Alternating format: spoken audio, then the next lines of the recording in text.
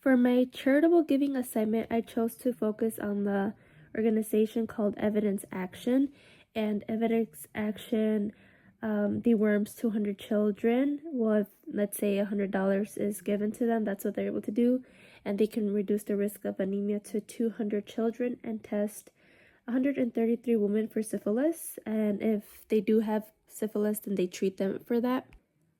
I believe my charity, from a utilitarian point of view, would do the best with the $100 in comparison to other organizations, because as I mentioned, they actually treat the condition. So if they have worms, they deworm them.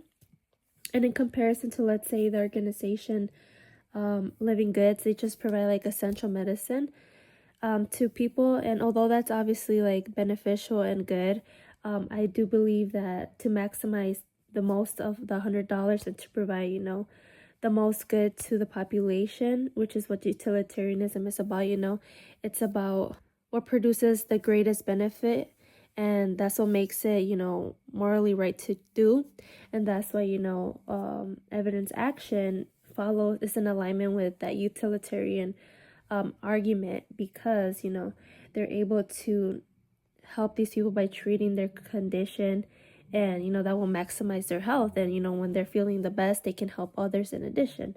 And in comparison to, like I said, Living Goods, it's just like a pill. What's to say that they won't get sick again and they'll run out of medicine?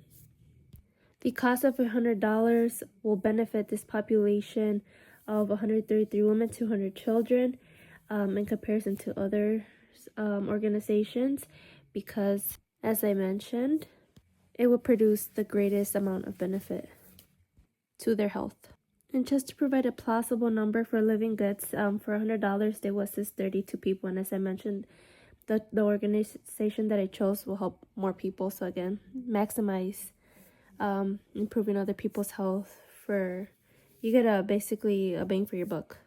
Singer states in page 231 that if it is in our power to prevent something bad from happening without thereby sacrificing anything of comparable moral importance, we ought to morally do it without sacrificing anything of comparable moral importance. And in this case, we are morally obligated to, do what is best for these people, for these children, because honestly, there will be a greater benefit by help. My question to you all is, how can you apply the numbers do make a difference, according to page 233, that when there's more people, people feel less obligated to take action? How is that relevant, or when has it been relevant, or can be applied to your life? For example, let's say you're at a party and someone falls to the ground and there's a lot of people. Has there been a situation where no one would call because you would think that the person next to you would call?